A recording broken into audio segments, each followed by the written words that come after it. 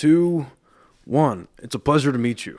Hell yeah. It's an absolute pleasure. And like I said before, man, thank you for taking the time to come by and sit down with me. I've been looking forward to this. Yeah, thanks, Noah.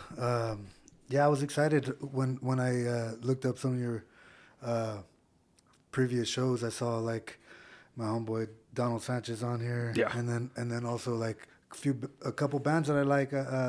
Slums of Harvard. Oh, you know them? Yeah. Well, I don't know them. Well, you've heard of them? Yeah, I have them on my playlist. And Side Montero. That's sick. Yeah. So yeah, it's cool that you're giving like the local artists a platform. Hey, man, they're giving me the time of day. I love sitting down with these people. I love talking to them. I've become friends with them through doing this. It's crazy. Like the Slums of Harvard, their drummer, I met him at the gym that I go to. There's a little hole in the wall off of Cole. And then he's like, yeah, we have a band. You should come in. It was trickled out from there. But it doesn't shock me, to be honest, that you know about these people because you're a real man of the city, dude. Like, I love what you're doing. And I want to get to everything you're doing right now for sure.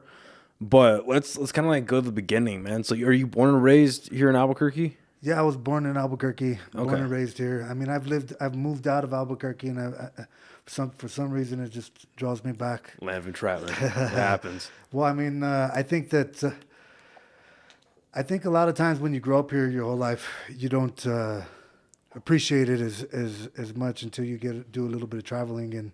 And throughout my fight career, I got to do a lot of traveling. And then, of course, like when I moved out of state, I gained a new appreciation for our culture, for our people, for our food. Yeah.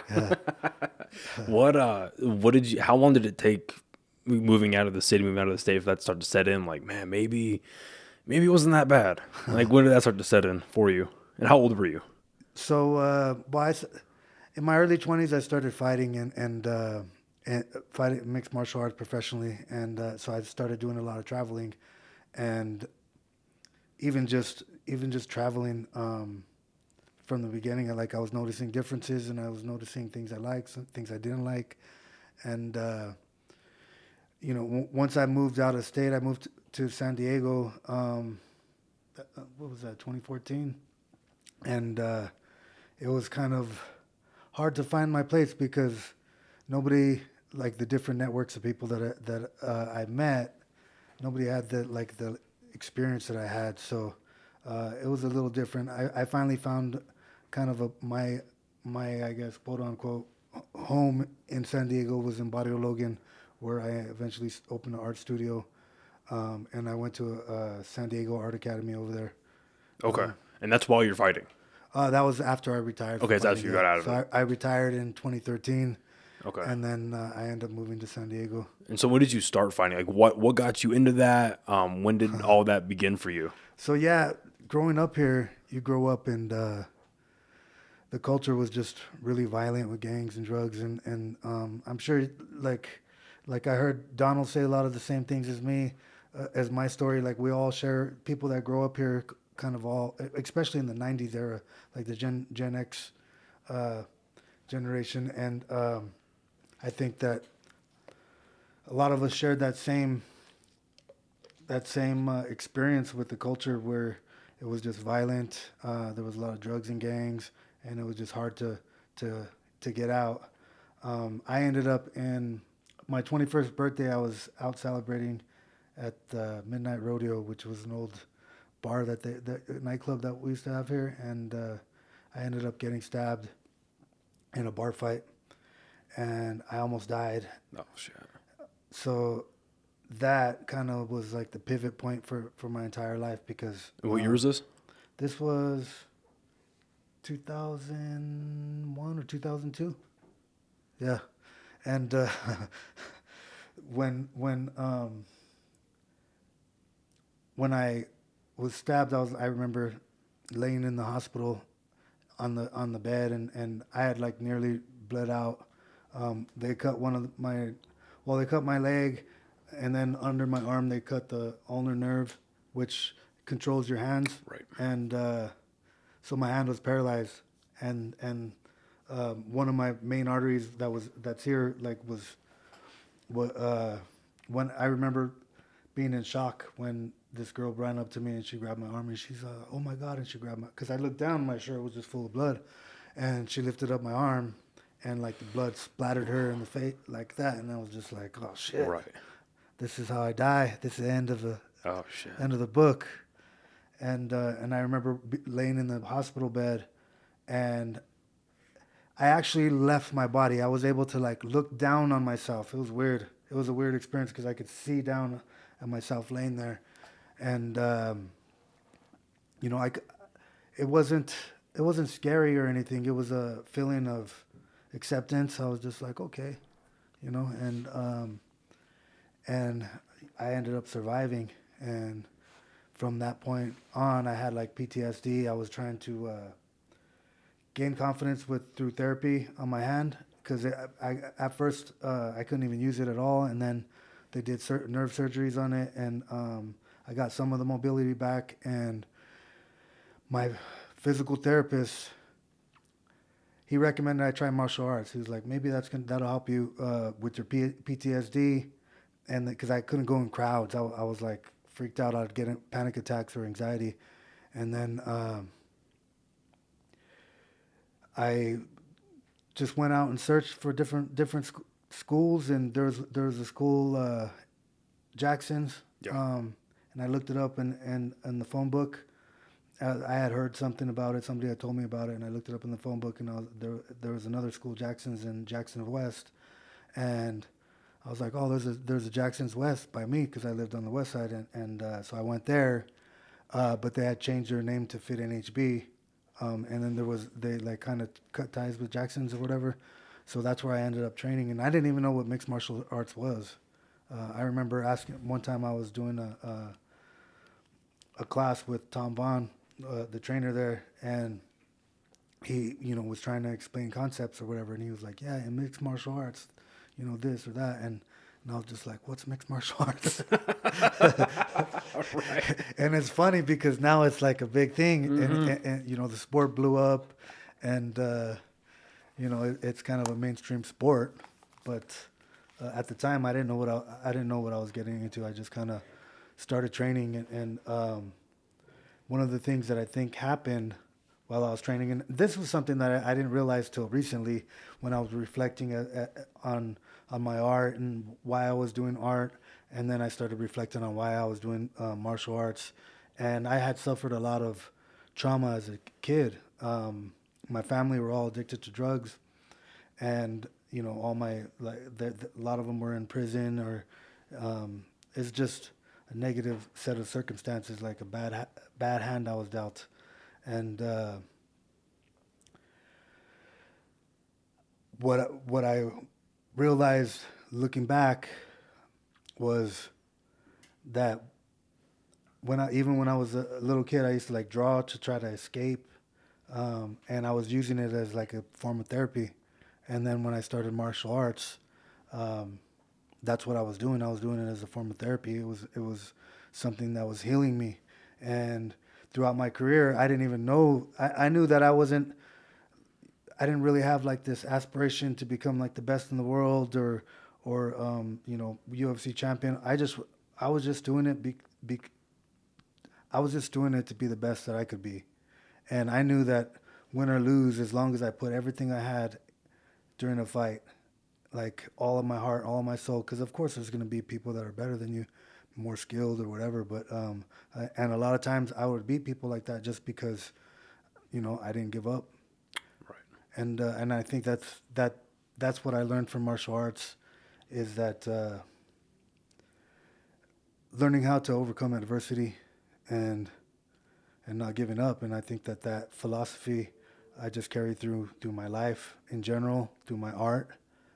Even with this last, I had a exhibition recently, and before getting to the exhibition, like, I had so many bad things happen, like with like losing loved ones and all these different things, and you know, that's what I kept telling myself, like, I can't give up.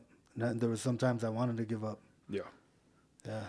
Well, it's interesting that you bring up that even from as an adolescent age, you're using your art as a form of therapy. You learn about mixed martial arts, and you use that, another art, you know, in a form of therapy. And that's that idea that it could be especially MMA, that it could be a healing thing, that combat sports could be a healing thing.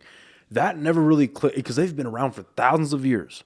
But in any sort of mainstream like zeitgeist, that never really became a thing until Bruce Lee. He was the first one that really kind of brought that in. Obviously, I didn't grow up with Bruce Lee, but in retrospect and watching some of his movies that I've seen and the interviews that I've seen of his, like it's a lot of like the very famous quote he has about how to be water, right? And it's he kind of brought forward. He was one of the first people, at least to my knowledge, where he brought forward the idea that this is a lot more than just kicking, punching, and taking people out. Like this is a way to absolutely master the body and to master the mind. He brought wisdom, philosophy into it, and it's funny that you talk about the water speech or interview that he had, because I did a painting. It was called "Be Water," but where I actually turned Bruce Lee into water. I would have to show you, but it's a cool thing, because I've always loved that philosophy where he says, if you take water and you pour it in a cup, it becomes a cup. Right. If you pour it in a teacup, if you put it in a teapot, it becomes a teapot. Right. Now water can flow or it could crash, and I always took that philosophy with me. I'm a big fan of Bruce Lee. Well, I think now more than ever with a very where everything these days is so either politically charged, everything is so volatile, tensions are high everywhere, not just in Albuquerque. That being able to adopt that mindset and actively use that as a proponent of a way to live your life and the way you view things, good and bad, where I think that, at least for me, I've used a version of that where it really helps me prioritize, okay, what am I actually going to allow stress? Like, what am I going to allow to stress me out? What am I going to allow to give me, not anxiety, but worry me, concern me? And so I think it's interesting that you bring that up, because it definitely is a form of therapy. Yeah, I mean, and there's a saying like, you can't control the things that happen to you. We can control exactly how you react to them. So, yeah, Bruce Lee, man, his approach to just his philosophy in life. I mean, it's something that can be applied to anything. Yes. And like I carry it, like that's what I do, like carry it through my art now, through my visual arts journey. And one of the things that I liked about his philosophy was like he didn't believe that there was any one way, like the way of Kung Fu or the way of this, right. Taekwondo, whatever. He believed in being able to incorporate all of that into one. And I feel like just as a person, that's what I try to do, like just throughout my life. All of my life experiences, all of my different skills, they're what make you unique. And now that I'm applying that same philosophy to my approach to visual arts, so I'm using all those things, using my discipline, using my social capital that I've done, work in the community or whatever it is, to really have I guess more of an impact. Right. Well, and then you speak about your life experiences, and you mentioned a little bit earlier that you grew up where your family members were involved in drugs. There's people. I mean, it's unfortunately that's part of the culture here in Albuquerque, and now it's gotten to the point where it's not even exclusive to a part of town. It's everywhere, and so as much as you're willing to go into, like, when you're growing up in that, how do you feel like, especially looking back at it in retrospect, how did that kind of form as you're growing up to your teenage years and your 20s, especially after what happened? How did that view, or how did that like alter or otherwise influence the way you viewed the world and like how you viewed your culture surrounding you? Because I mean, it's interesting because you went through what you went through, and then despite that, you leave Albuquerque and you still find like a healthy amount of homesickness. Or it's like, despite everything I grew up around, I can really find a lot of appreciation. You know what I mean? Yeah. So did that influence at all the way you viewed your surroundings, or like, and then to what degree did you stay out of that? I mean, the culture it is. Yeah, a lot of those negative things. I'm just going to check the cameras and everything, so just please continue. Yeah. A lot of those negative things influenced me both in a negative and a positive way. So like, I was easily influenced and got into gangs when I was young, or I I had one time where I don't remember how young I was, but it was Christmas, and I had to have been like a 12 or 13 maybe, and my auntie overdosed, and she didn't die. This wasn't even the first time she overdosed, but she overdosed right on Christmas. Like the tree was out, we had family over and everything, and next thing you know, she's in the bathtub. We're throwing ice on her. We're trying to bring her back, and so that, I think that experience, even though it's a negative experience and a trauma experience, I think it influenced me in a positive way, because I feel like that moment saved my life, in that I didn't want to do drugs. After that, I realized how serious drugs were, because even at that age, I had friends that had. And how old were you again? I was probably like 12 or 13. Right. Okay. And so even at that age, I had friends that had even worse family than me. Like at least my family kind of kept it away from me. Like they weren't just giving it to me, and he had family that was giving it to him. And I remember him trying to talk me into doing it with him, and I even actually held his arm while he hit the vein with the needle and everything. So, and that dude ended up in prison, and I never even seen him. Like, I think he got in trouble like when we were 14 or something, and he never got out. So I mean, there's like this, of course, a cycle of addiction that comes with intergenerational trauma, or whatever you want to call it. But there's those influences, and then so I had a lot of influences from like my uncles, and even my grandpa. They're all in prison, so I get letters, and this was my artistic influences. They would send me letters with, art drawn all over the letter. They'd send me paños, which are like handkerchiefs drawn with pen on them, and these are what I had hanging in my room growing up. And when I finally kind of tried to rebel against that, and that's why I never did art, I think, after that, because I associated that art with prison life. And so I was trying to make sure that I wasn't going to be in prison. Even though I was still making a lot of mistakes, I mean, I still, like, I didn't want to follow that path. Yeah. And I think that seeing people like my auntie, the one that overdosed, go, I mean, all the way down to like rock bottom, where she was a fiend on the street, homeless, to getting her life together and being free from addiction. Like, I had given up on my family a long time ago, and it's moments like that when I see somebody like her, or even my grandma did it too. She had been addicted to heroin all of her life, and then in her last like 10 years of her life, she was like 60 or something.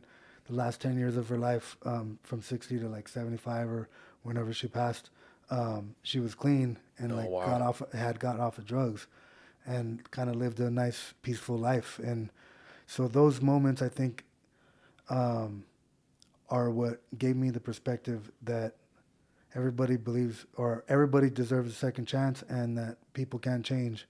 And so, that's kind of informed a lot of my work now that I'm doing, whether it's with my art or in the community. So those are things that I'm grateful for learning. I don't see it all as a negative experience, even looking back, going and living in a different state or whatever. And I know that the economy is better in other places, but there's something special about having all of those unique stories of overcoming adversity, because people have to be really tough living here, because this is a desert, and our culture is pretty rough, and yeah, it just makes this place special. Yeah, we're like some of the last remnants of the Wild West. Yeah. In every sense of the word, man. You bring up two super important things. First thing is, people do deserve a second chance. And as I've grown up, I've come to realize that people deserve more than two chances. Yeah. Because people do change. Now, there are people out there that are just stuck in their ways for whatever reason. There are people that actively choose to do poor things or even bad things. There are people out there that do that. And I think that also comes with your own intuition, where you decide for yourself, is this person worth that? To me, anyway. Yeah, no, I agree. And that's because you definitely have to set those boundaries for yourself, if not for anyone else. And the second thing you bring up is, again, talking about the mainstream thought, the mainstream conversation, the idea of generational trauma. That's kind of new. And for a lot of people, it's bullshit. It's no, you're not influenced by that. And which is insane to me the more you unpack it. Because if you think about like the inner cities of like Detroit, Chicago, pretty much anywhere in New York now, Jersey, or places like that, you always see, and I bring up those places just because you always see those in the movies, right? That's the main, until Breaking Bad, that's all you saw. And, you know, it's like, okay, well, for these kids who grow up in families that got hit by the crack cocaine epidemic, they're growing up where in the 1920s and the 1940s, it was all mobland. Right? They grow up in these areas where violence and drugs and guns, prostitution, all these things are so prevalent. All of these things are so common that, like, for me, like the way I digest that is I can almost equate that to you hear about these people that go to prison at a very young age, in and out, and they get institutionalized. Yeah. They get to the point where it's like, well, this is normal for me now. And this is normal. This is what I know. This is where I feel comfortable. And that's just, in my opinion, that's just the human brain survival. That's just, okay, we're normalizing everything. How do we survive here? How do we make it to the next day here? And then that just gets easier and easier and easier. Growing up in that yourself to a degree, did you find that like you saw people around you like, well, this is life. This is it. I've accepted it. I'm going to be a part of a gang. I'm going to, I'm going to deal dope. I'm going to do all these things. Yes, it's very illegal, but my uncle did it. My dad did it. My older brother's doing it. That tends to be the big thing here in Albuquerque that I've seen is it's the cousins and the brothers that really have the influence if they're doing negative things like that.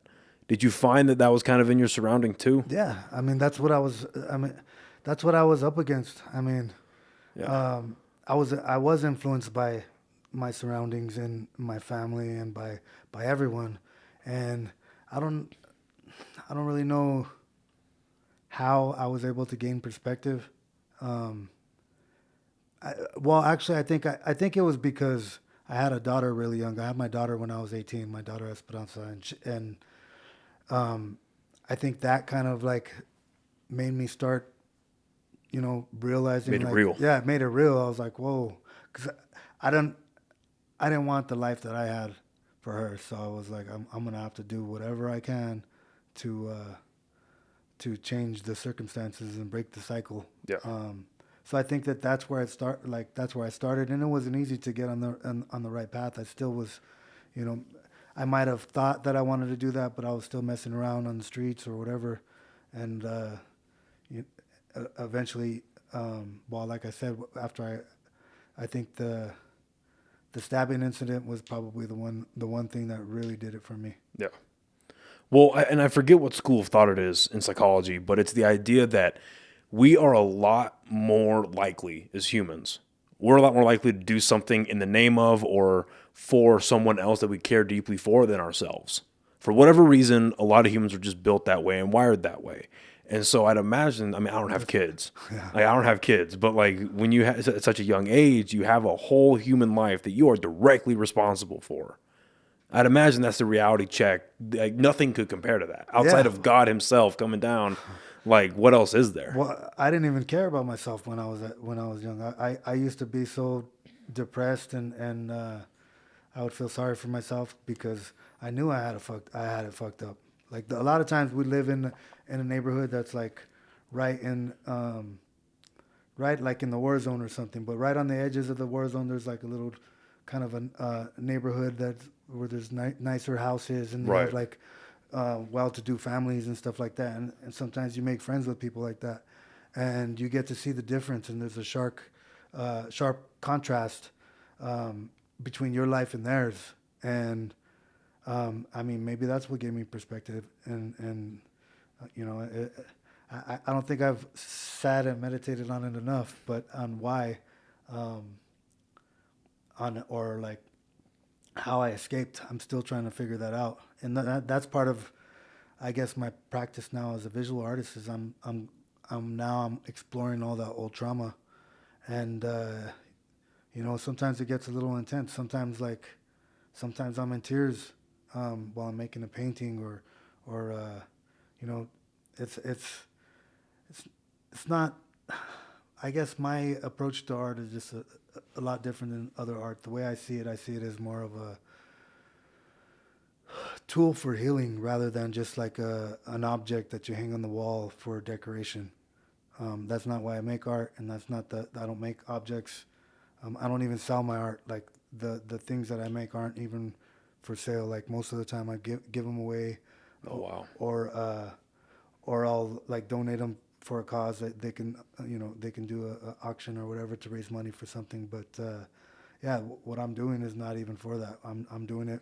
First of all, I'm doing it for me, my own personal healing, and I'm trying to use it as like a catalyst for these conversations on these bigger issues, because as I'm doing research for my art and as I'm trying to understand my life and these topics that I'm trying to talk about, I'm finding parallels that all seem to be rooted in behavioral health, whether it's drug addiction. Bring the mic a little closer. Like, you're good. You feel free to mess with it. Like, they're super durable. You can fuck with it all you want, dude.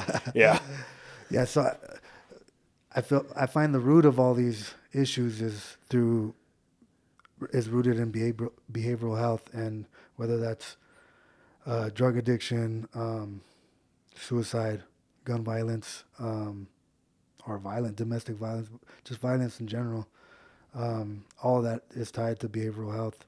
And well, unfortunately, those are all problems. Like even before COVID, those were all problems that the city was dealing with. And I mean, this country was, but like this city was dealing with in spades.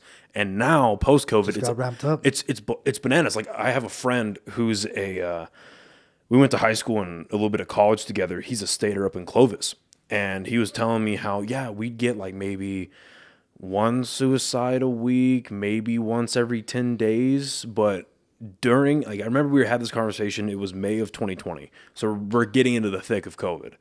And he goes, yeah, dude, we're starting to see like 3 a week, 4 a week. And it's like, we're not shocked, like what's going on. That's a small town. Right, exactly. So it's, and I remember having that conversation with him. And then, again, not to get political, but just like looking at the mental health crisis that was skyrocketing in this country, like, okay, is the solution worth the issue? Like, what's going on here, right? Is the cure going to be worse than the problem that we have? And what I find interesting about Albuquerque specifically, like it's a big city with a small town mindset. Yeah, well, it's a medium-sized city. I mean, it's a growing city rapidly. Yeah, and I think that another thing that's probably one of the that's probably the leading cause of death right now is fentanyl overdose. Yes. And I seen some interviews on the news with I mean, it's hitting kids, like young ass kids, like 10 years old. Mm-hmm. And yeah, these are like issues that have this stigma that nobody wants to talk about them. Well, because it's so, again, this is me completely talking out of ignorance, my own opinion, but like I feel like because you hear the word fentanyl, and for a lot of people, they categorize that in the same thing as just every other major drug problem, gun problem, homelessness. As long as I don't see it, as long as it doesn't touch my family, I don't care. The thing is it's starting to creep into every neighborhood, exactly, every gated community, wherever you think that. Looking at you, Tanawan. Wherever you think you're safe, it's starting to seep in everywhere because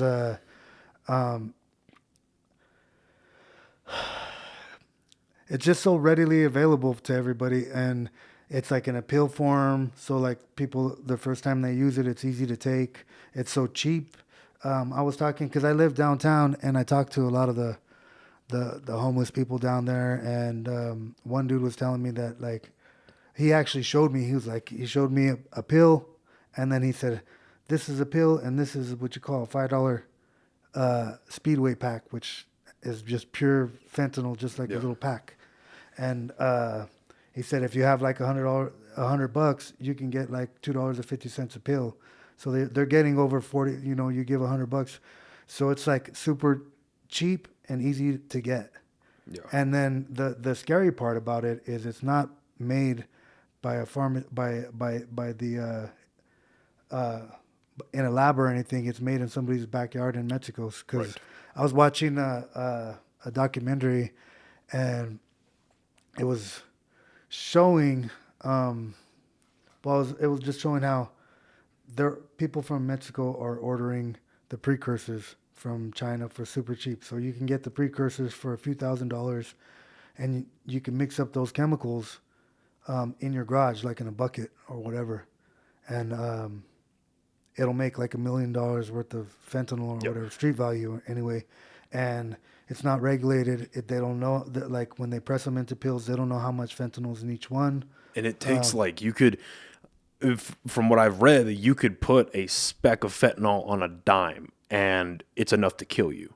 Like it takes nothing from this stuff. Yeah, and I went to the county had a fentanyl summit at the convention center recently, and I went to the summit, and they had experts on there talking about it, and they were even talking about how it's hitting our kids because it's so easy because they're starting to make them in different colors. Before they used to make them as like fake Oxy 30s or whatever, and everyone calls them blues because they look like the little blue Oxys.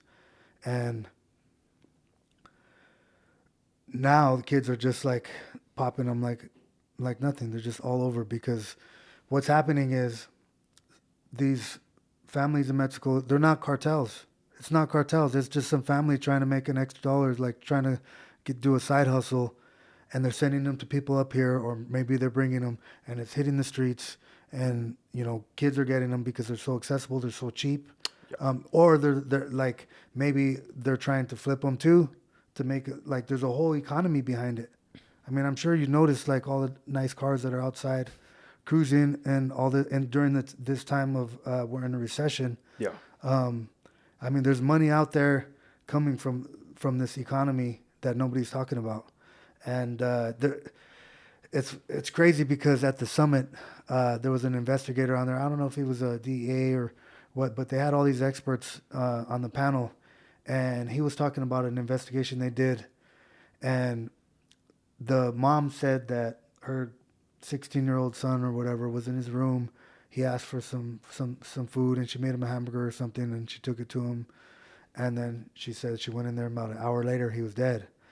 And when they checked his phone, his text, and so they didn't really know what was going on with the text or like on Snapchat or whatever. I've heard the Snapchat stories. Yeah, and they were using emojis, but I guess whatever the emoji is, you know what I mean. And the guy had brought him, he said to bring him one or whatever. He brought him a few or however much, $20 worth or whatever, and the fentanyl that he had on him was like 3 different pills, and all of them had different amounts of fentanyl in them when they tested them. The one that he took actually had the most. So if he would have took any of those other pills, he would have been fine. He would have got high or it would have whatever. Fucked him up for a bit. Yeah, it would have fucked him up. He would have got high just like they've been. So that's like it's like playing Russian roulette. And that's the perfect way to put it. No, it really is. Well, so I haven't really come out public to tell my experience with fentanyl because, it's like I said, it's a stigma to talk about. Yeah. And and I'm kind of embarrassed about it too, and it's crazy because I was living in San Diego in 2016. One of my best friends, Nathan Torres, he used to fight with me. So you're mid 30s at this point? Yeah, mid 30s. I was probably like 36 or something. Okay. And I came to visit, and we kind of, him and I didn't drink. So when we used to fight, like we would save our like say maybe I got injured or something and the doctor gave me some pain meds, or we would save them. I wouldn't take them, and I would just save them. And then after a fight, I would like take them recreational, just like because I didn't drink or anything, but just to kind of get loose or whatever. Right, so it was like my way of like doing them recreationally, taking the edge off. Yeah, and I actually wouldn't. I would just make sure. Like I thought I had it down to where like I know if I didn't do them too many days in a row, I won't get addicted. Like I just kept them at it. I thought I had like a handle on them. And then, I lived in San Diego and I wasn't around them. So like, I didn't do them while I was out there. But when I came to visit, Nate was like, hey, I got one of those things you like. And he gave me one and it got me sick. And I felt like I was going to die. And this is the fentanyl? The fentanyl. It was when they first hit the streets like in 2016. Yeah. And so then I called him back and he was laughing. He was like, he's like, oh shit, gee, I forgot to tell you, they're stronger. It's a different manufacturer, or whatever. And I was just like, I didn't even like that, bro. That got me sick, and it got like, and then, I left and forgot about it, and I went back to San Diego. About a week later, I get a call from his sister. He had overdosed, and it was rough because I mean we were close. I was just about to. Him and his girlfriend had just had a baby. He had asked me to baptize his little girl, so I was about to do that. And when somebody asks you, when you take on one of those responsibilities, like, what it means, because he even told me, he's like, because I had told him no. At first I was like, well, I don't know. I'm not a practicing Catholic. I don't think it's right. And he's like, no, I don't even care about all that. He was like, I know if anything ever happens to me, you'll be there. And when somebody tells you that, you don't really take it, like you just kind of like, yeah. And it happened. And I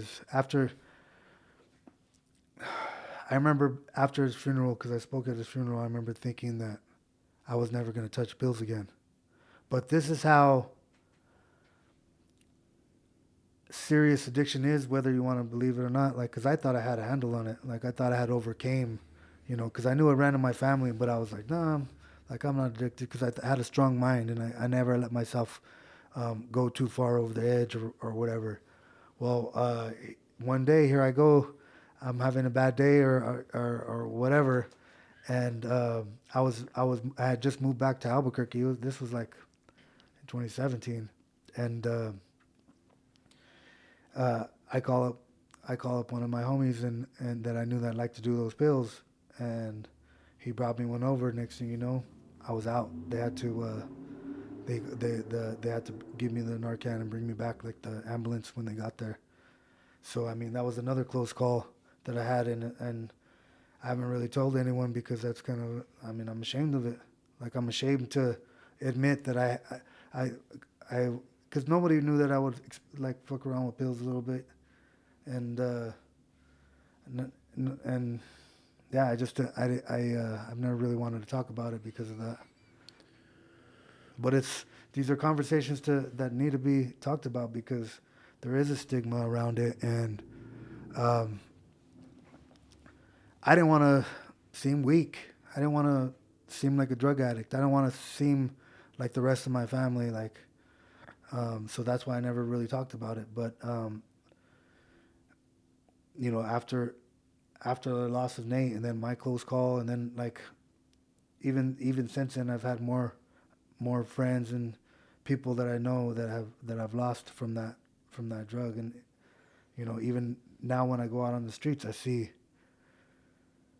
what it's doing to our city, to people. Like I was at the frontier going to meet somebody, and I saw this little Chinese lady, and then she didn't look like a homeless or whatever, but she, and then this white guy, and he looked a little bit kind of mental ill or something, but I saw him like doing a deal right there, right in front of the frontier, and there's a family that just walked out with the kids and everything. Don't even see this happening right in front of them, but it's happening right in front of our eyes. Yeah. They don't recognize like the foil, because that's how they do it. They crush it up, put it on foil, light it, and suck it up with the straw. And people are like sitting there at the bus stop just doing it. Yeah. And if you don't know what you're looking at, You know, because it's not a crack pipe anymore. Like people are just, if you don't know what you're looking at, Yeah. Well, it's not like the movies. It's not glamorized. It's not a spectacle. And what's sad, like you bring up a couple of really good points, but just now where you say it's, when you don't know what you're looking for, or even when you think you know what you're looking for, it's not as exuberant as you think it would be, right? Because the people that are doing it, they're not making a ceremony out of it. This is their life.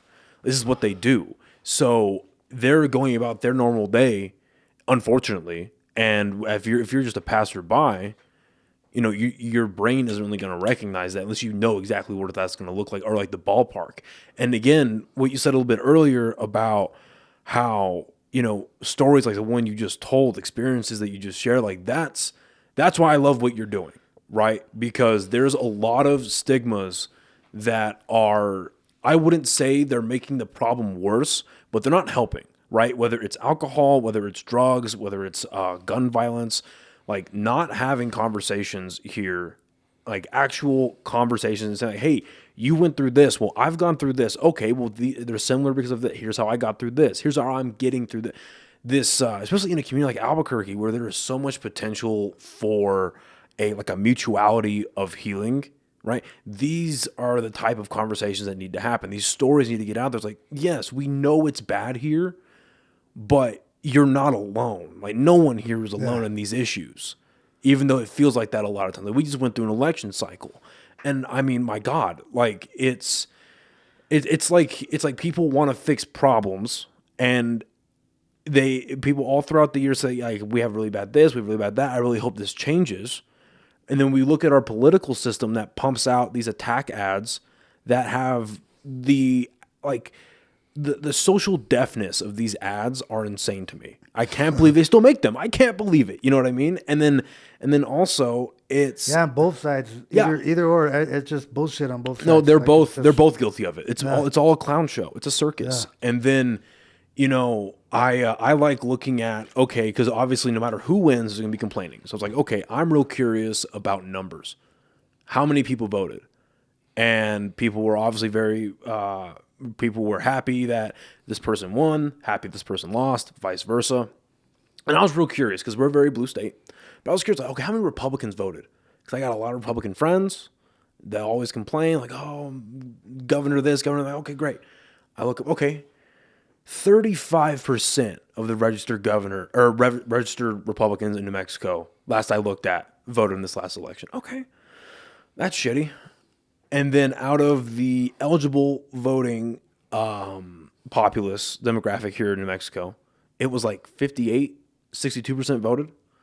So it's like, okay, well, there's a huge issue there. Well, the issues that I'm talking about with behavioral health are they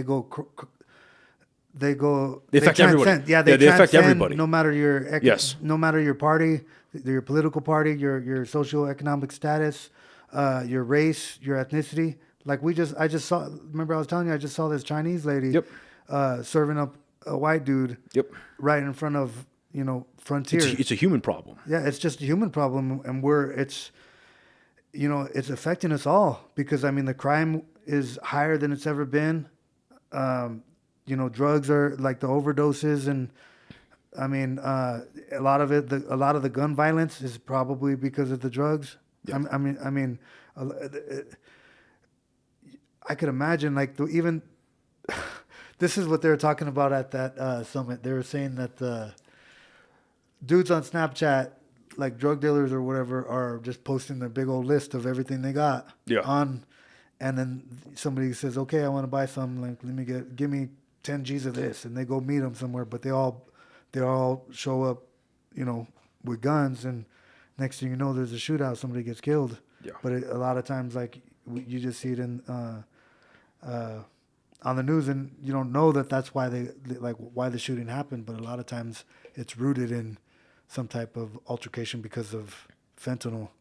Yeah. Well, no, it is, and I get frustrated with the art world right now because these are the issues that I'm trying to talk about, and it seems like nobody wants to hear it. I didn't really get much media coverage from. I mean, I got local media coverage from my last show, from like the news or whatever. But like in the art world, art is supposed to reflect the times and the places where we live. Exceedingly so. Art history is basically a documentation of human history. Yes. So, all I'm doing is being a reflection of the times. And I know, like, there's a lot of other issues that are being talked about in art, like, like gender or equality, all the different things, which are important issues to talk about. But what I'm talking about is the stigma behind all of like these issues through behavioral health. And I don't know what it is. I'm trying to find out, like, because I sent a press release out, and nobody cared. Nobody cares. I mean, I still had a successful event, and for that I'm happy and grateful for, because it did have some community impact. But what I'm trying to do, like, just like with like hip hop artists, like really good MCs, they'll say a line or maybe like a verse, and it'll have like 2 or 3 different meanings or entendres, and that's kind of like what I do with my art. So there's a few different things that I'm trying to do with it, and of course it's to have some community healing, use it as like a social praxis where my art is going to inspire action, like a movement, inspire a movement for change, inspire some conversations to have, and also inspire other artists, and not just visual artists, musicians, like we were talking about Slums of Harvard, and all these other. I had Burke Soul, a local band. They played at my event, but I asked them specifically because they have some songs that are about our culture and about like positive things. Yeah. And those are the type of people I'm trying to bring together and inspire. Like I want other artists to do similar stuff, similar things to me, similar things as me. Well, in hearing this, like it's not a shock at all that you're doing this. And the reason I say that is because, and I had this conversation with them, we are, as a city, we are in this like renaissance of entertainment where musicians, artists like yourself, stand-up comedians, like there is so much art that is exploding right now. And it is, in my opinion, it is a direct reaction to the COVID lockdowns where everyone's just stuck inside. And it's like, oh shit, what am I going to do? Like, well, I mean, that's what this is. Yeah, there's a lot of talent here. Yeah, there's a ton of talent here. And I think that, at least from the individuals I've had the privilege of speaking with and people that I meet just whenever I go out sometimes, not that there's just handouts there waiting for you to get into this, but like if you are willing to put in the work and show people that, people are willing to help you. Like a lot of people here that I've noticed, they act like it's a feast, not a famine, when it comes to entertainment here. You know what I mean? Like there's a lot of, at least from what I've seen, and there's a lot of like there's a void here. Like there's a void for a lot of talent, and because of that, like people want to go out. People want to go out and see a concert. They want to go out and see a show. They want to go out and see art, and they want those things intrinsically, whether they say it consciously or not. Like they want these things to reflect the positiveness or the positivity of this city, because we all know that it's bad here. We all know that there's violence and there's all this stuff. Like it's a daily conversation that everyone has, unfortunately. So that all you have to do is go to the gas station. Yeah, no, for real. And like we were saying, anywhere in the town. Exactly. Look, everywhere. It doesn't matter. It doesn't matter if it's the gas station right there off of Broadway and Lomas, or it's all the way up on Academy. Like there's violence and there's poverty everywhere here. And so when people want to go out and experience this entertainment, they want to see the positive side. It's like, okay, yes, it's bad, but what's the good here? Why am I still here? Why am I still living? Why am I willing to raise a family here? And people like you, they're coming out and doing that. You're doing a real service, man. Well, what I'm trying to do is inspire others, because one of the things that I think about when like just being an artist or just being creative or having talent, it's like Spider-Man, where his uncle tells him, with great power comes great responsibilities. I like to think about it like that. Like, it's a gift to me. Art, whether it's music, whatever art form you choose to use, it's a gift. And it's important to be conscious of how you use it. Like if you use it just for your own self or for your own fame, and you're doing it for that intentions, I mean, I just feel like you have all that power. Why not use it to make change in our community? Whether it's with your lyrics, whether it's with your art, whether it's conversations. Like there wasn't as many artists as I thought would show up to my show, because I had a lot of artists approaching me to be vendors and stuff. And the thing about my show is I turned it into like this big community event, and I had vendors and stuff, but I wanted the vendors to be only like resource vendors, or if you were a vendor, you had to be giving stuff away for free.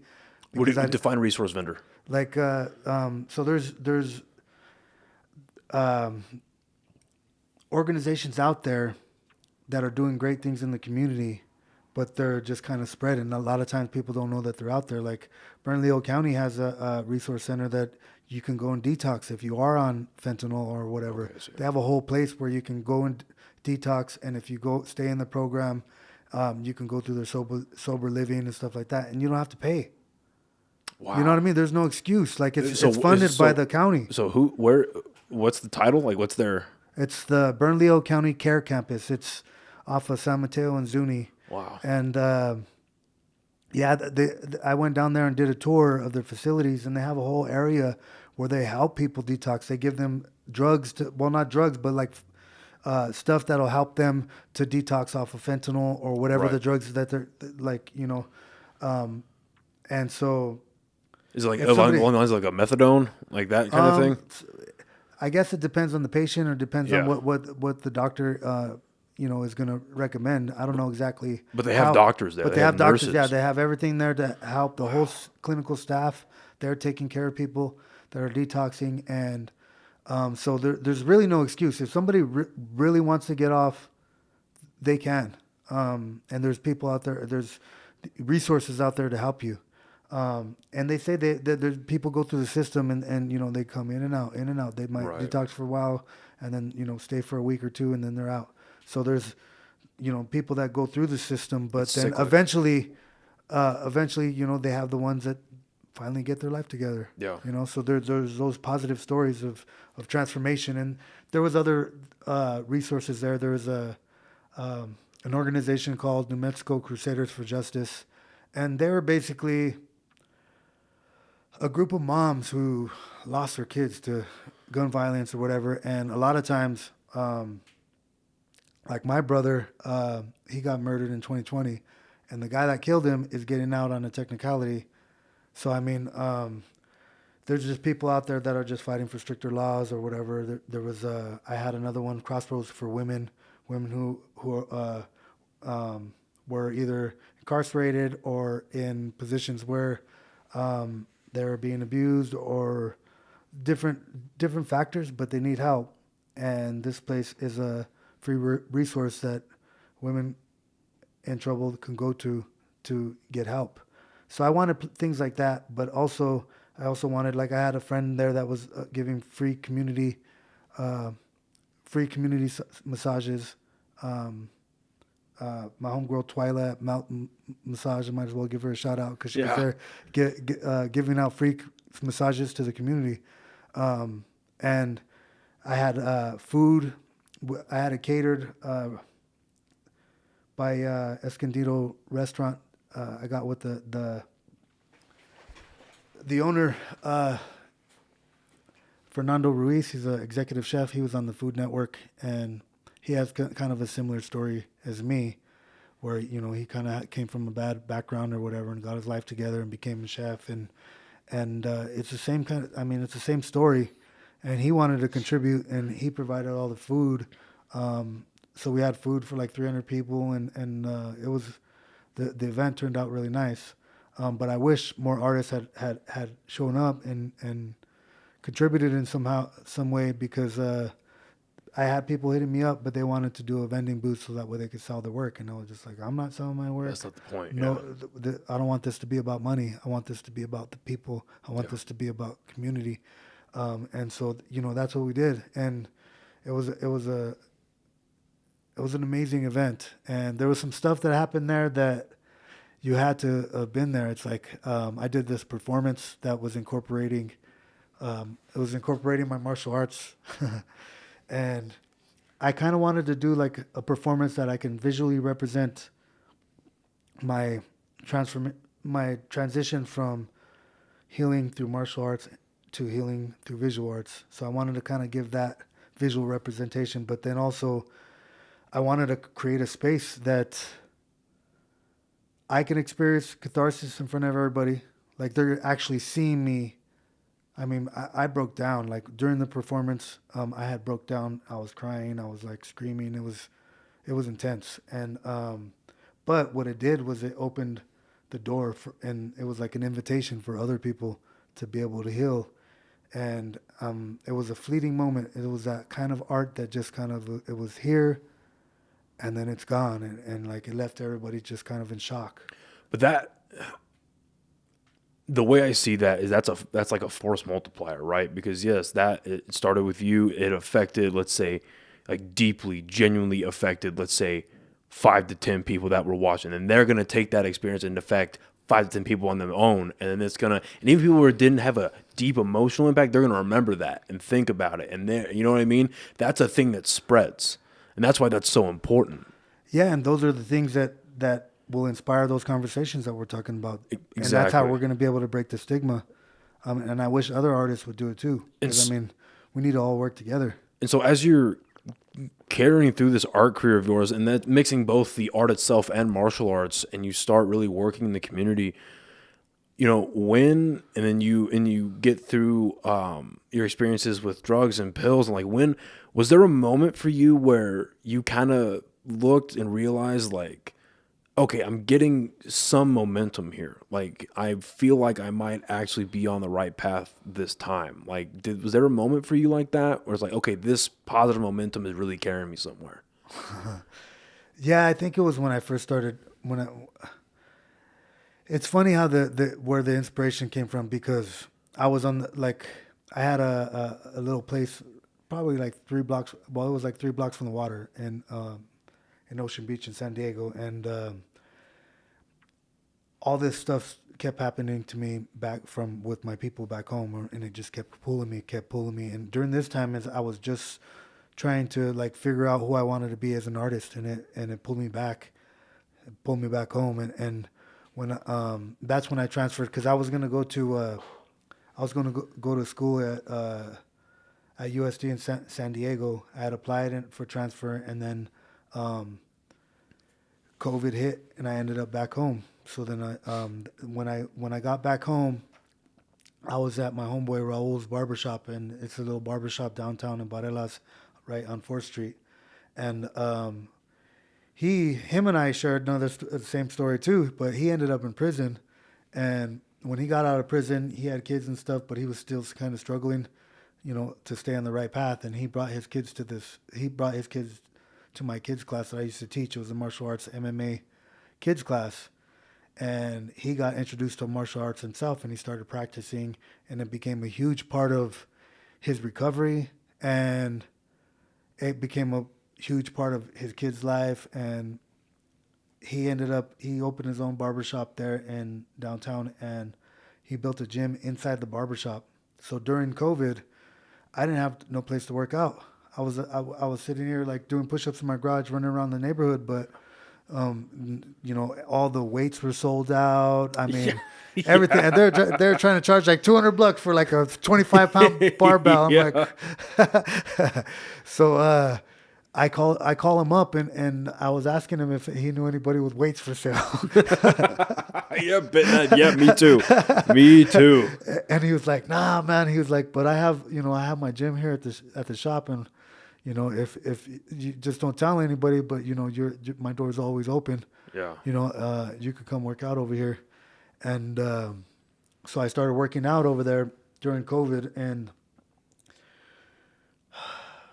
I was sitting there after one of our workouts, because I mean, we beat the shit out of each other or whatever, and I'm sitting there all tired, and I look over at him, and I'm like, man, we're here in a lockdown, and this man has everything. Like, he's living the dream. He has everything he wants. He has, like, during a time like of a pandemic, He has his business. He has his um, he has a place for his kids. It was like a sanctuary, his little gym. Yeah.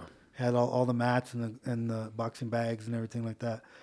And it just reminded me how similar our story is, and how by me telling my story, it's not gonna just be telling my story. It's gonna be telling his story, and so many others like him, and like so many people, so many other people that grew up here have similar stories to us. So I thought that was going to be important. It made me realize like I need to be here, and so that's why I transferred to UNM, Yeah. because I was like, how am I gonna be making stories about the desert, and I'm over here at the beach. So I intentionally got me I got like a little place downtown that's right on Central, so that way I can look out my windows and breathe in Yeah. the energy of the city. I could walk out and the energy of the city is these people on fentanyl coming up to me, and I mean, yeah, it's just, it reminds me of my purpose. Yeah. Well, how, and when you, because I'd imagine it's a struggle to maintain that mindset on a regular basis. Oh, it is. So how do you go about not just reminding yourself because of your surroundings, but like, yes, you're reminded of it and you intake that, but how do you digest that and then put that onto a canvas or put that into a work of art? Yeah, so part of that, like, a lot of people think that I enjoy painting and I love it, and but it's actually a very painful experience for me. Because of a lot of the topics that I'm exploring with it. They're my way of healing, but while I'm like, so, for example, I started this series. It was called my series of losses. So for my last show, I did like these wins and losses series, and I started them. I had a friend of mine that had committed suicide that used to be one of my teammates, my good friend Mike Maestas. He used to fight, and I mean, man, he was so badass. He had so much potential. Like, he'd probably be in the UFC right now, kicking ass. Like, he was a badass, and he committed suicide. He was my roommate, and this happened while I was fighting, like during the time, and I never really got a chance to actually heal from that. I just kind of held it in, and I just kept going, and that's how I coped. Is I just, all right, I'm just gonna go back into like another fight. Give me another fight. Give me another fight, and I just kind of put it into that, and put that pain and I put it into my work, just like I do with my art now. And the series started with him, of me exploring this way of healing, and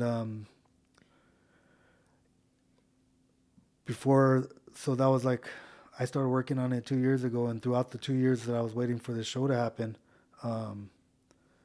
what oh man, I kept losing more people. People just kept dying.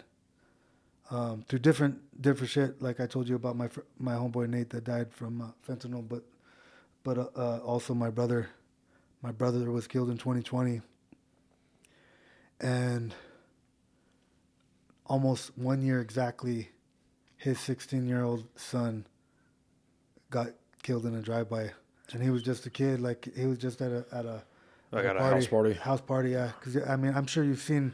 I mean, it happens all the time, but. Yeah. Like, these kids shoot up these house parties, and he was one of the victims that got killed in that. And that one hit me pretty bad, where,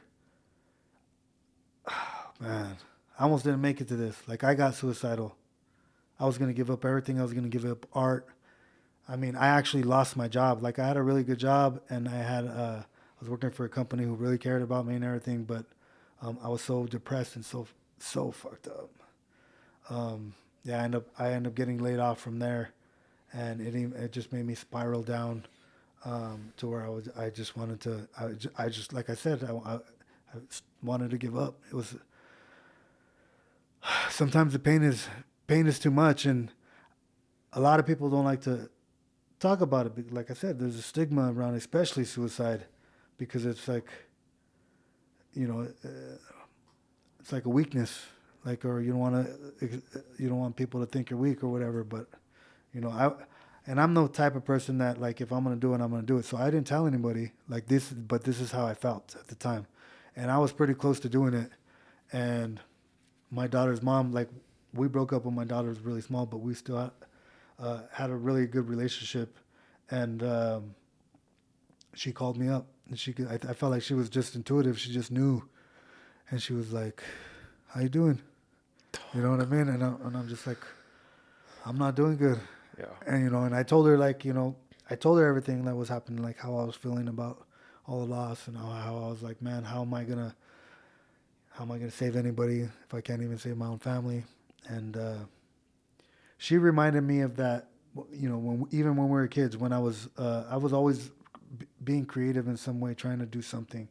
And I used to rap, but I used to just like write rhymes and I'd rap, and sometimes I'd record myself on a tape or whatever. She was the only one that knew that I rap. Like, I didn't show anybody, and I was too embarrassed to show anybody my lyrics or like my tapes.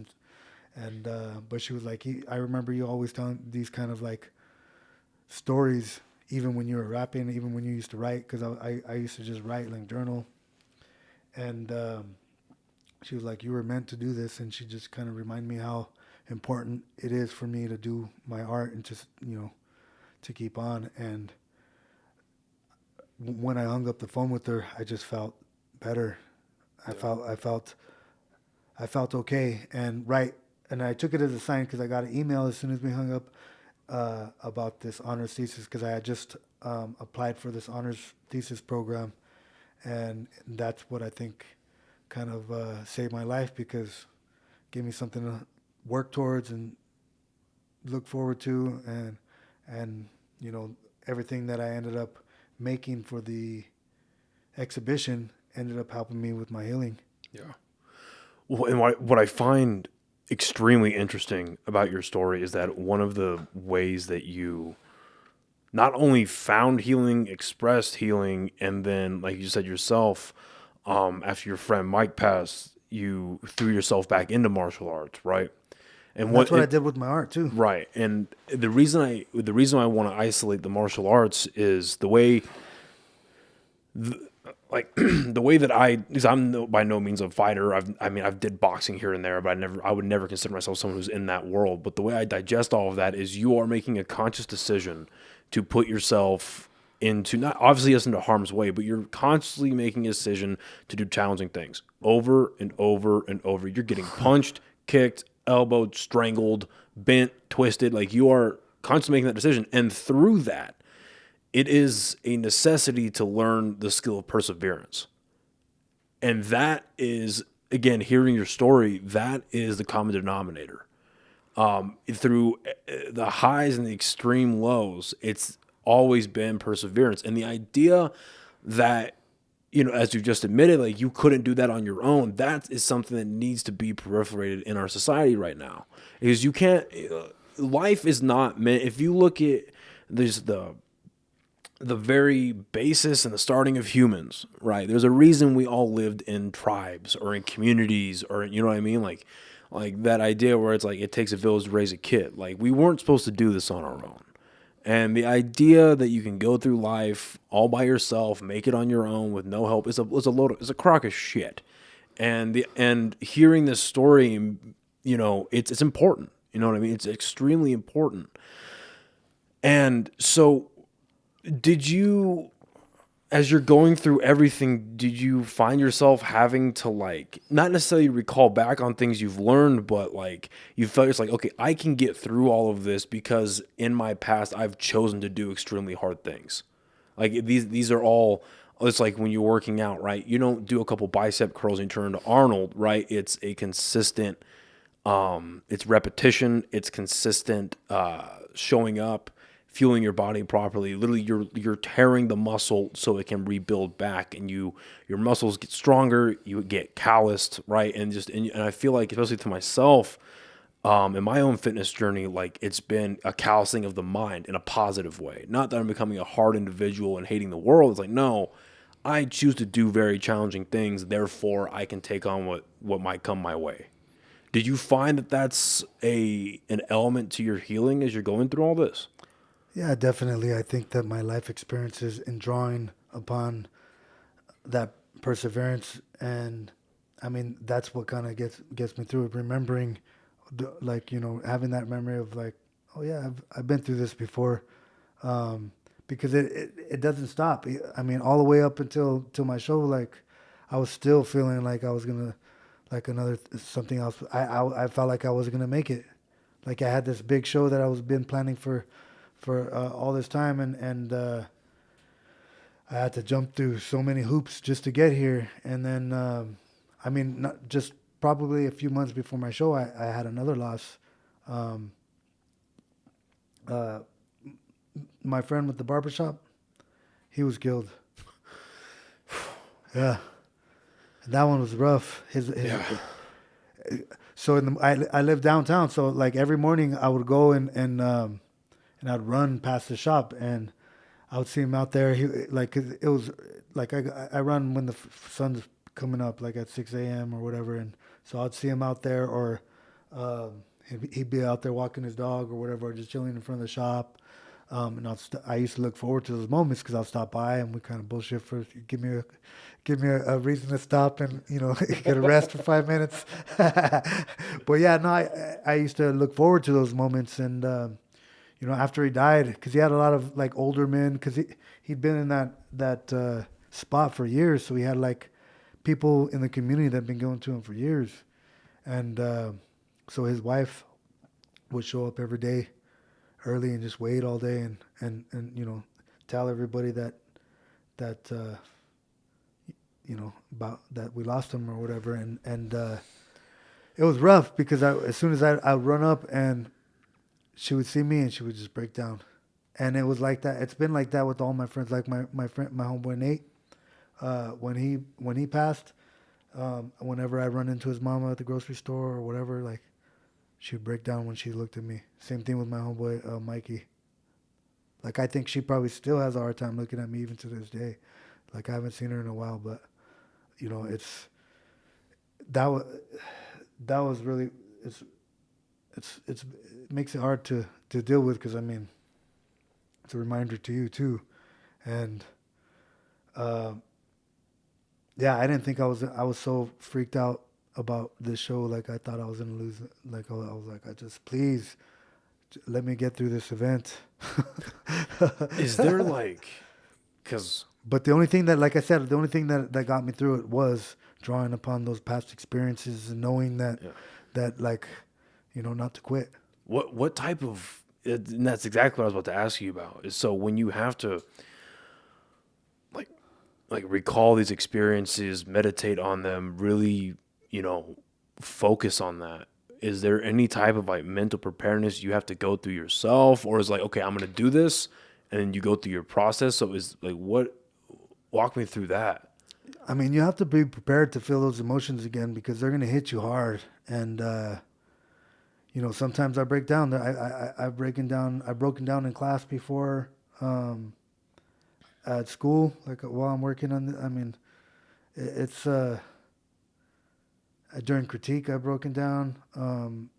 It's hard because you have to make sure you're still strong enough and you have support there. Like you don't want it to push you over the edge either. Yeah. So you got to be careful, because that's what was happened to me. I almost went over the edge, and luckily I had support through family and friends or whatever. But like,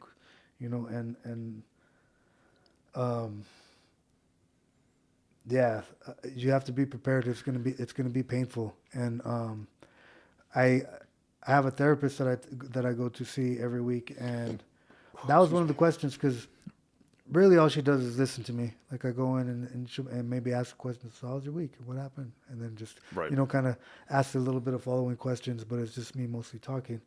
And one time she asked me, because I started like when my nephew was when I said I was slipping in the darkness after my nephew died, I started drinking, which I had never been drinking before.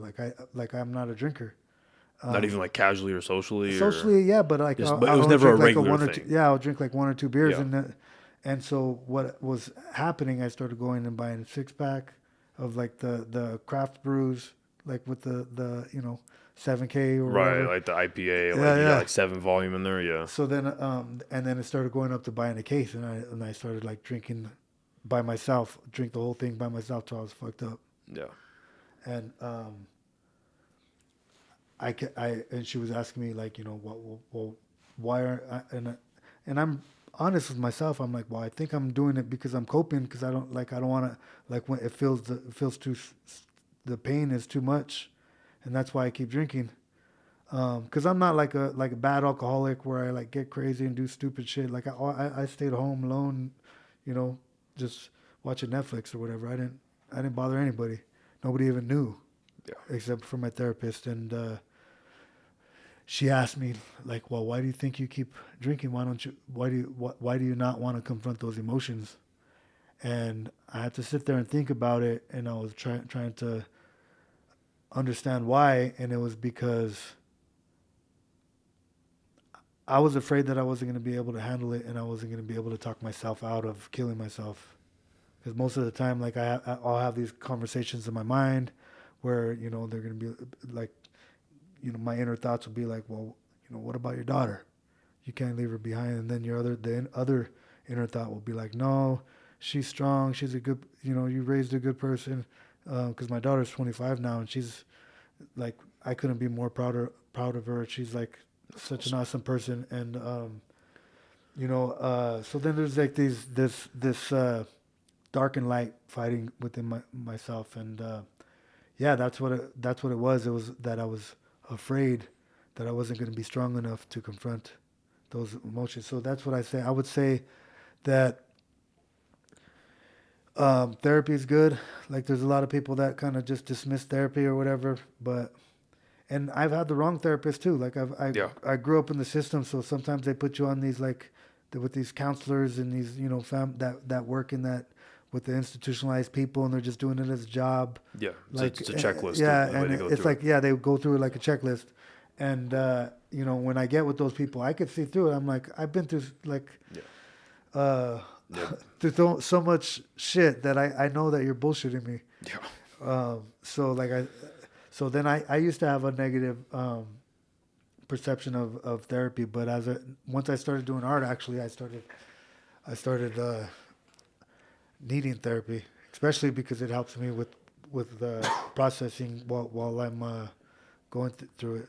Well, it's important. Well, first, bring up the idea, or bringing up the fact of going to therapy is a good thing. That's another, again, just add that to the list of conversations you need to have. Like, because I've been going to therapy myself for off and on for the last almost like 3 years now. And you're completely right. Like, sometimes you get lucky and you get a real good one, but then sometimes you don't. And depending on your prior experience with seeing counselors, seeing therapists like that, it's eventually you see right through it. And I've been there too. It's like, okay, I know you don't give a fuck. Like, even if I couldn't look at your face right now, just hearing you, I know you don't care. Okay, I'm not gonna waste your time. You don't waste my time. Okay, peace.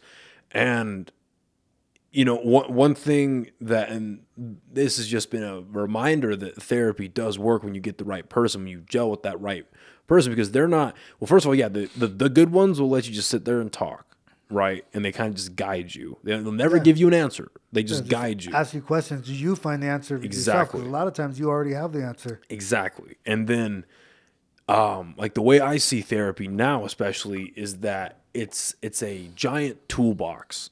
And depending on what happens during the session or depending on what's going on in your life, eventually you end up getting the proper tools, and then you learn how to use those tools. And I was actually having a conversation about a week ago with a buddy of mine where I brought this up to him. And he's very much, right now anyway, he's against the idea of it. But I just want to say, it was like, dude, like, just going to therapy isn't you're going to show up, bitch and moan for an hour, and then you get the magic answers. Like, no, like, it's a process, and it's not even validation. It's just you figure out organically with the help of a professional, because that's why they're there, but you organically find out the ways in which to deal with what you're going through, which inherently is a basic human experience. You go to someone who knows more than you to fix your problems, right? Yeah. Like it's insane to me. Like, it's not like, if I were to come home and a buddy of mine's got a broken arm, I'm not going to sit down with him and pat him on the back like, oh, it'll be okay. Like, no, I'm going to get your ass to a doctor, bro. We got to put that thing in a cast or get some duct tape. You know what I mean?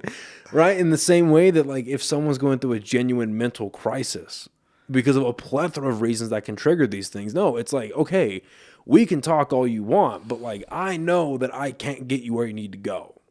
And especially if you're lucky enough these days to have medical insurance that will cover that, or you're able to get to a resource now, because there's a lot of, like, they vary in efficacy, right, in the degrees of efficacy. But if you're able to get to a resource where maybe they aren't the best for you, but they'll put you in the right direction or point you in the right direction, that's a start.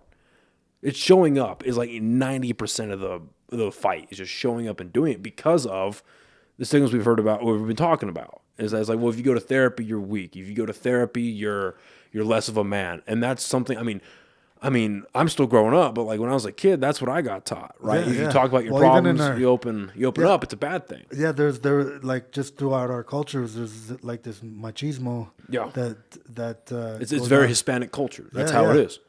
And that was another thing that was important for me with my show, with my performances. I kind of broke down in front of everybody. I was bawling in tears.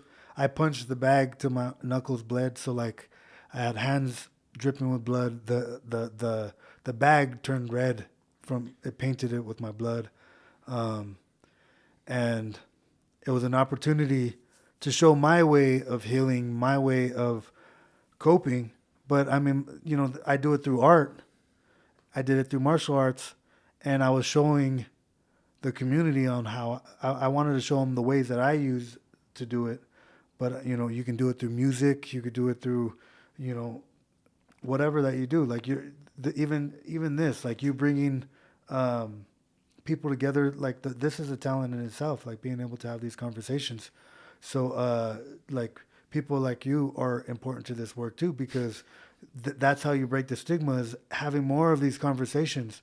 Because it's not just me. I'm not the only one that's lost somebody to these ideas behind behavioral health.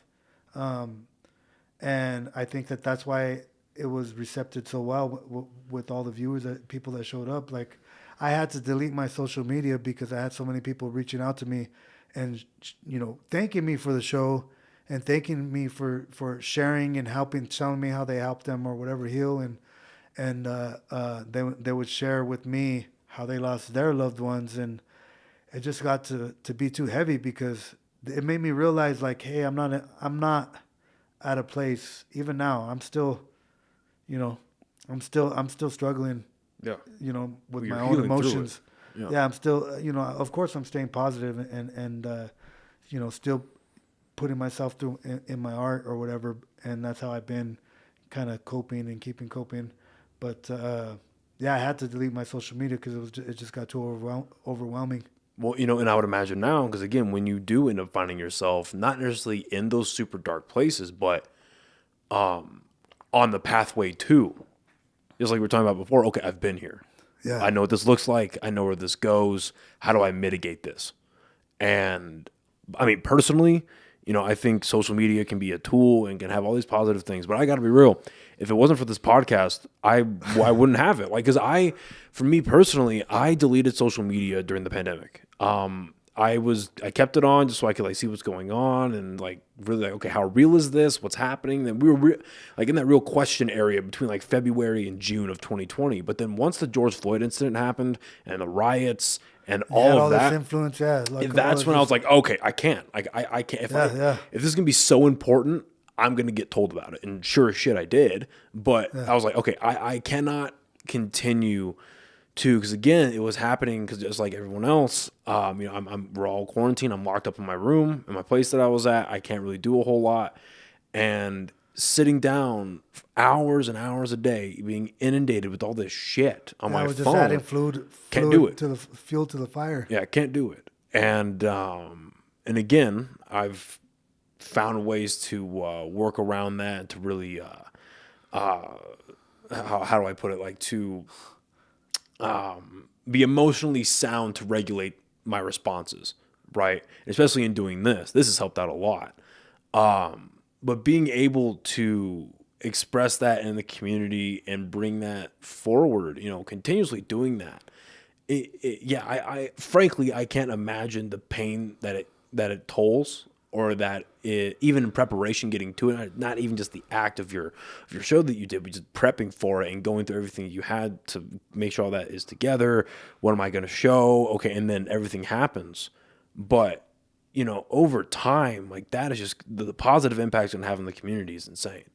You know what I mean? Again, it's going to be a multiplier. And you will inspire people. And that's another thing that they, that hopefully, this is why I started getting messages, because people were posting about it on social media, and articles or whatever started popping up, and that was actually a type of art movement that was happening in the 70s called artivism, and it was during the civil rights movement, the Chicano movement, and the Chicana feminist movement.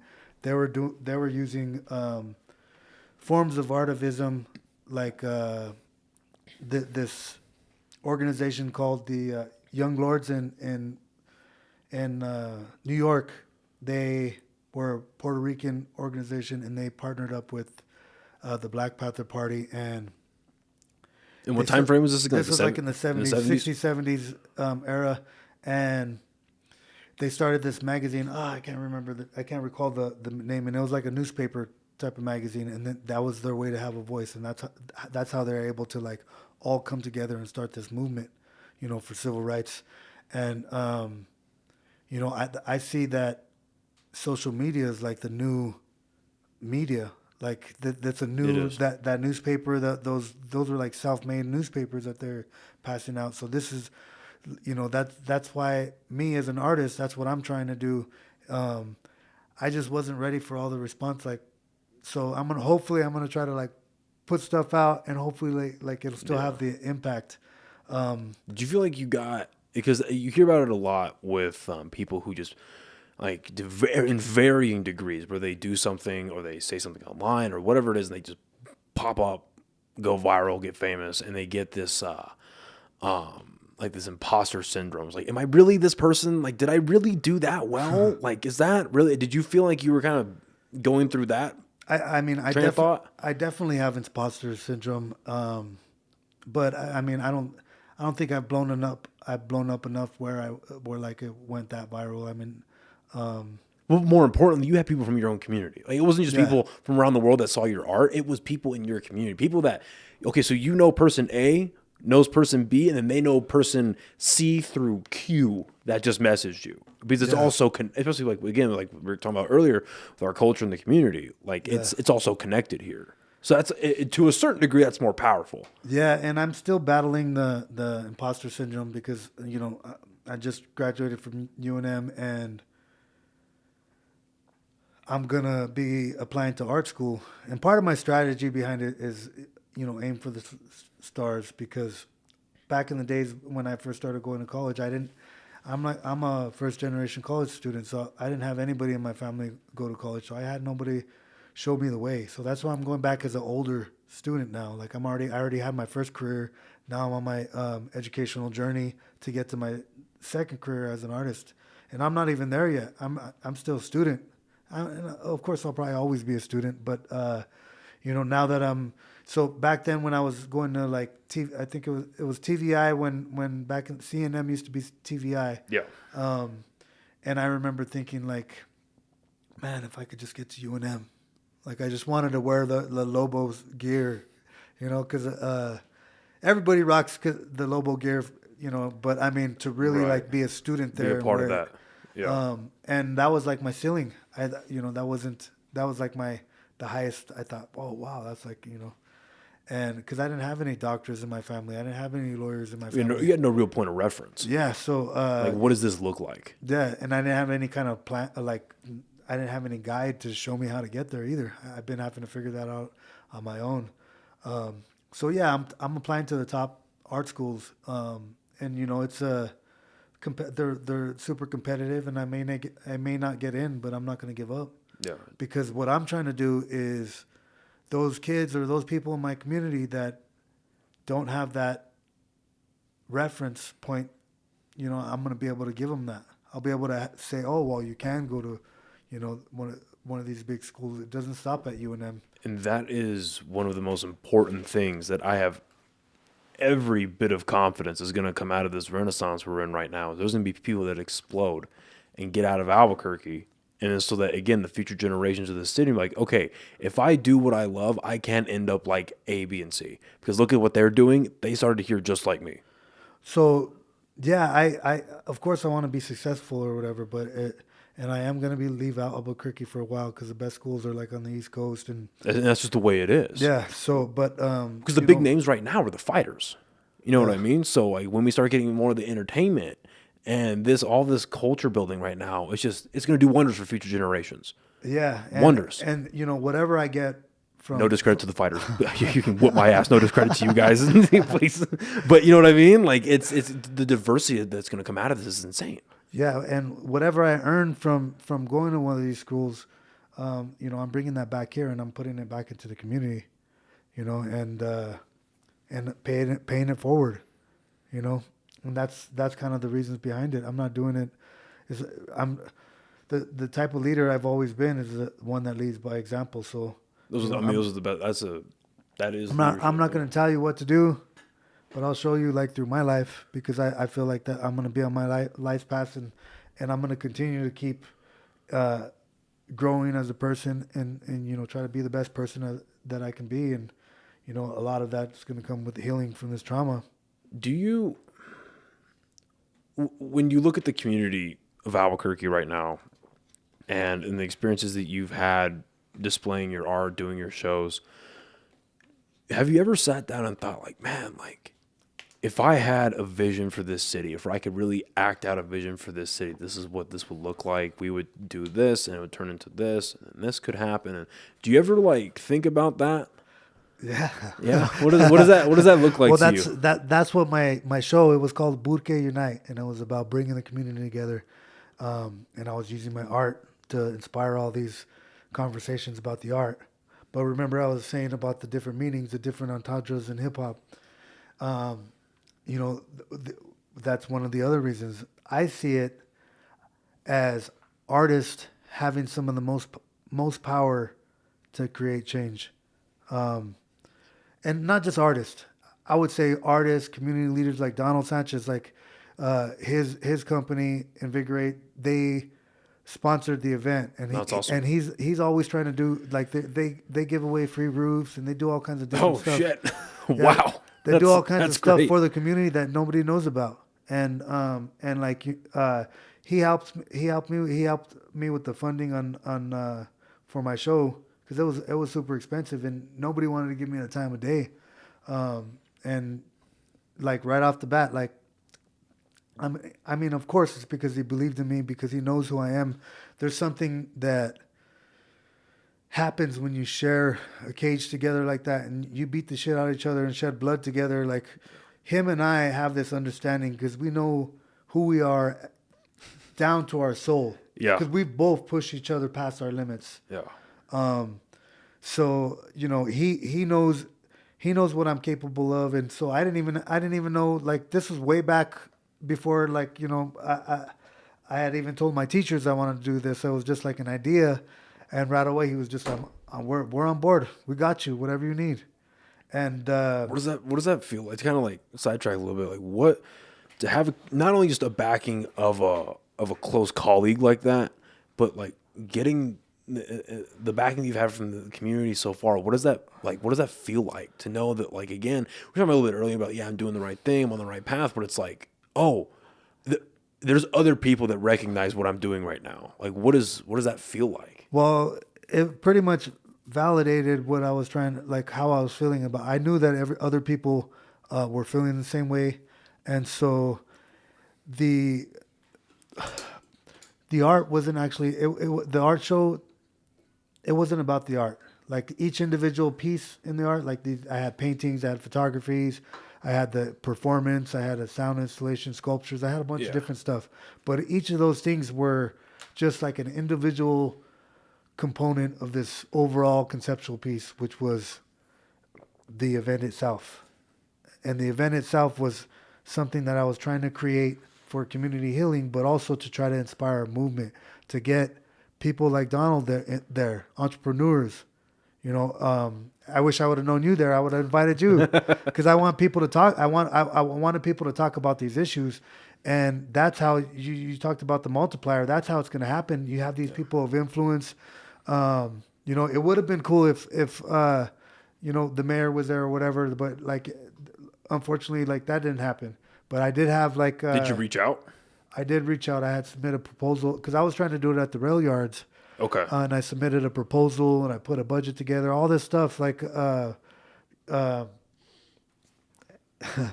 just didn't give me the time of day. And you know, and not to talk disparagingly about people, but like, why do you have a theory that you'd be willing to share, like maybe why that happened, or like? No, I think that you know, the city has a lot of problems on their hands right now, and they're super busy. Yeah, and you know, I didn't have a. This was the first time I was doing this exhibition, and it was hard to tell them that, oh, well, the show in his house is a conceptual piece. They're like, what the fuck are you talking about? Like, now we're talking about it, you know, so I'm able to go in depth. But when I was trying to tell people about it, nobody understood what I was trying to do. They didn't see the tangibility. They're like, you're gonna have concerts there, because I had lowriders there. I had bands. I had mariachi bands. I had Aztec dancers. I had Burke Soul, one of the bands. Gonzalo was there, the New Mexican band. We had food. We had vendors. It was like a festival. And so people were like, well, who's paying for all this? And what, you know, they were just too worried about like all the little details that they couldn't see what I was trying to do. Yeah. And then also, and that's what I was heard about, because they weren't using the rail yards that day. So it wouldn't have costed the city anything, you know? So I was a little bit frustrated with that, but I mean, I understand. It's like, if I had a proven track record where I had thrown multiple events, then you'd be like, oh yeah, you know, this is, you know, something good, something positive, you know, because I made sure I had security there. You know, all the bases were covered like I did everything. I have a background in event planning, and marketing. And, so like, you know, I was able to pull everything off. But most people didn't. Most people that I told about it in the beginning didn't think it was going to happen. And, you know, or they saw the art and I didn't have everything done yet. So I only had a few pieces. And when you look at each individual piece, it's just like, because I'm not the best artist. I mean, I'm not any Da Vinci or anything. I don't know, man. I looked through your website. You have some pretty beautiful pieces on there. Well, I mean, yeah, I feel like I'm technically proficient, but, you know, a lot of my work is a little bit dark. And like I said, the trend right now in the art world is talking about other things that reflect the times, but the part of the perspective that I'm giving, people don't want to talk about. So when you look at my work, it's like a little bit dark. Well, and the idea that, you know, we talked about a little bit earlier with people that just go in to do something and they adhere only to what the mainstream is saying. They only do where the money is at, stuff like that. If it seems to me that if you were to go that path, your art obviously wouldn't be as genuine, but it wouldn't be as good because you don't relate to those specific problems as well as you do the ones you are actually, because you've lived through them. Yeah. These are the experiences you've actually had. And so through your art, you're telling stories like you just said. So the actual organicness of your work, not only are you knowing that it's not going to be there, the people you present it to, especially here in Albuquerque, like, what is this? Well, yeah, like I said, I had a background in marketing and everything. So, like, if I wanted to, I could paint pictures of things. Like, I could just look at photos and recreate them, and make a photorealistic, you know, everything's like these, for example. So you got Like these funny, Yeah. like you could do that digitally, or I could paint something like that. Yeah. Which is funny, and it'd probably sell. Like, Yeah. you know what I mean? If I painted a picture of Elon Musk, Yeah. you know, as the Pope and a Saint Joe Rogan. Yeah.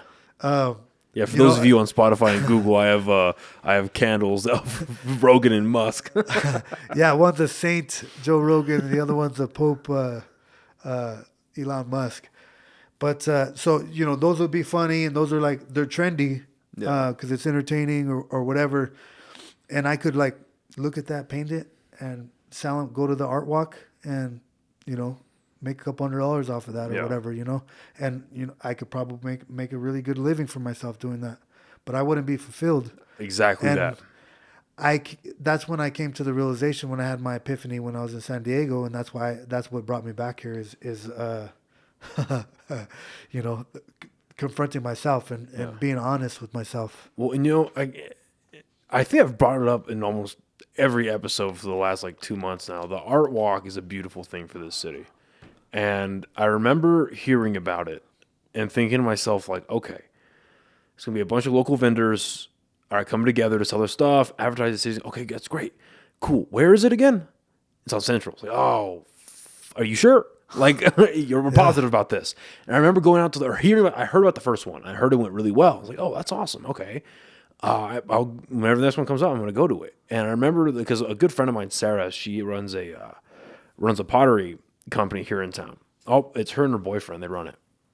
Super fucking talented. Like beyond, shout out to Peanut Pottery because dear God. And I remember going out and walking up and down Central and just seeing all of them. Like, okay, it's stuff like this that our city needs. Stuff like your show that you're describing. There's a whole economy around it. Yeah, we need that. Because people here in Albuquerque, I believe anyway, provided it's a quality product, they want to support local business. They want to shop local. They want to support where they live. Yeah, no, I think it's good that we have the art walk.